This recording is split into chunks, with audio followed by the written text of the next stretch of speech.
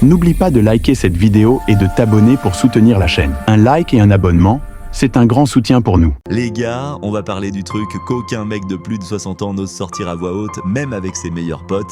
T'as déjà joui comme un malade et rien n'est sorti. Pas une goutte, juste les contractions, le plaisir qui monte jusqu'au cerveau, le cœur qui tape à 200 et devant toi, rien. Le vide absolu, t'as regardé ta queue comme si elle venait de te trahir, t'as eu chaud, t'as eu honte, t'as peut-être même inventé une excuse bidon pour te barrer de la chambre et depuis tu fais l'autruche, tu baises moins souvent parce que t'es fatigué, tu te retiens de jouir trop fort pour pas qu'elle remarque ou carrément tu dis pas ce soir, j'ai mal à la tête, arrête ton cinéma 2 minutes et écoute-moi bien, tu n'es pas cassé, tu n'es pas moins homme, tu n'as pas perdu ta virilité, ce qu'il t'arrive s'appelle un orgasme sec ou éjaculation rétrograde, bloqué si tu veux le nom savant.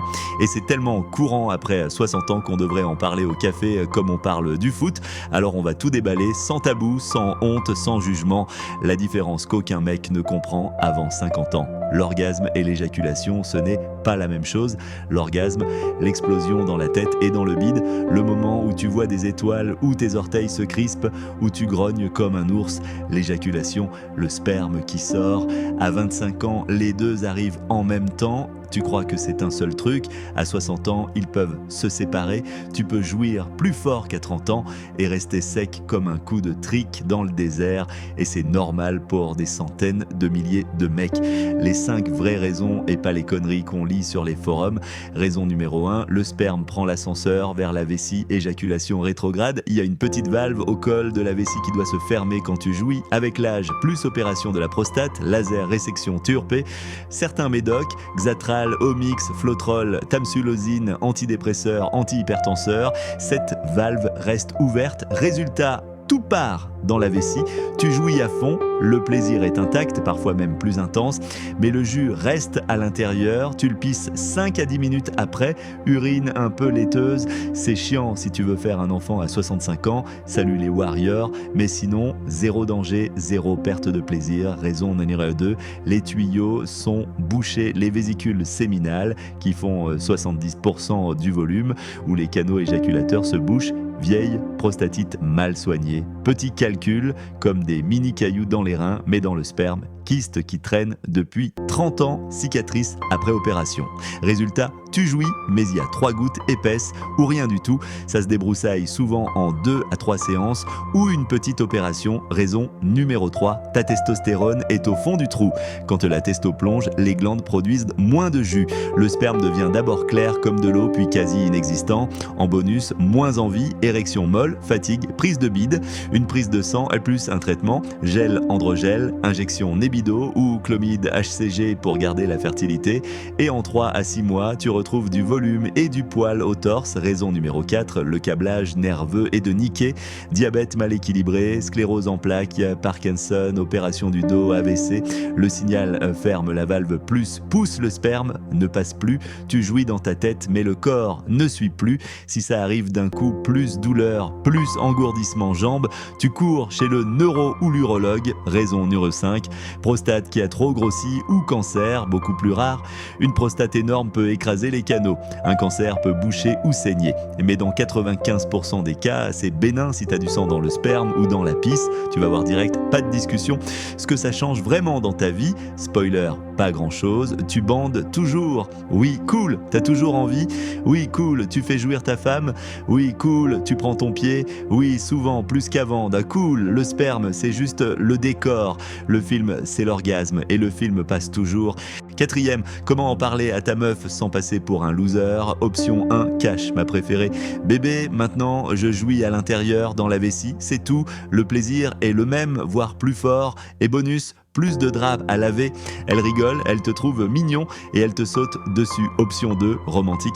J'ai l'impression que mon corps garde tout le plaisir pour nous deux, rien ne s'échappe. Elles font option 3, si elle fait la tête. T'as déjà vu un mec de 70 ans qui bande encore et qui te fait jouir 3 fois? Non? Alors arrête de regarder par terre et regarde-moi dans les yeux. 5e, les 8 astuces de mecs qui vivent ça depuis 10 ans et qui baisent toujours comme un chef astuce 1. Accepte le jour où tu te dis c'est comme ça et alors tu gagnes 10 ans de sexe tranquille. Astuce 2, fais pipi juste après avoir joui. Tu vides la vessie, t'évites les petites infections à répétition. Astuce 3, bois beaucoup d'eau dans la journée, urine claire, bon, moins de risque de calcul dans les canaux. Astuce 4, fais tes exercices de Kegel tous les jours, contracté comme si tu retenais un pet. Ça renforce le plancher pelvien et l'orgasme est encore plus violent, même sec. Astuce 5, si tu prends des médocs pour la prostate, demande à ton urologue s'il y a une alternative qui ferme mieux la valve. Parfois, on peut changer pour du Cialis quotidien plus autre alpha bloquant. Astuce 6, bouge ton cul, 30 minutes de marche par jour et meilleure circulation, meilleure production de jus, plus d'orgasme plus fort. Astuce 7, si tu veux remettre du sperme parce que t'aimes voir la flaque ou que ta femme kiffe, certains mecs prennent du pseudo-éphédrine, genre Sudafed, 1 heure avant, ça ferme la valve temporairement.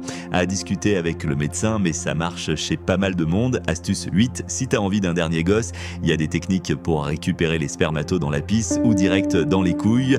Des mecs de 68 ans ont fait des gosses comme ça. Respect, moi, si t'as le mindset qui change tout. À 25 ans, on baise pour prouver qu'on est des hommes. À 65 ans, on baise parce que ça fait du bien, parce qu'on aime ça, parce qu'on aime elle. Le sperme, c'est la cerise sur le gâteau, mais le gâteau, c'est toujours toi qui le manges. J'ai un pote, 67 ans, opéré de la prostate il y a 8 ans, orgasme 100% sec, il baise 3 à 4 fois par semaine, sa femme est aux anges, ils partent en vacances sans capote depuis 10 ans, 0 drap attaché, 0 stress, il appelle ça l'abonnement sexe propre illimité. Alors, la prochaine fois que tu jouis sans rien voir sortir, respire un grand coup, embrasse-la dans le cou, dis-lui « Putain, c'était bon » et endors-toi comme un roi parce que t'es toujours un putain de roi. Tu te reconnais, tape 1 si ça t'arrive de temps en temps, tape 2 si c'est tout le temps et que t'as fait la paix avec, tape 3 si t'as encore honte et que tu vas arrêter après avoir lu ça, écris « Je kiffe quand même » si tu baises toujours avec le sourire et surtout, envoie ce message en privé à tous les mecs de ton âge qui disent « De toute façon, à mon âge, donc et qui se privent de câlins depuis des mois, tu vas leur rendre la vie. Le sexe après 60 ans, c'est pas fini, c'est juste différent. Et souvent, c'est même mieux. Prends soin de toute ta queue, on prend soin de ta meuf et continue de jouir avec ou sans sauce, parce que la vraie virilité, ce n'est pas ce qui sort, c'est ce que tu fais avec ce que t'as. Allez, sans tes frères et à la prochaine étreinte. N'oublie pas de liker cette vidéo et de t'abonner pour soutenir la chaîne. Un like et un abonnement, c'est un grand soutien pour nous.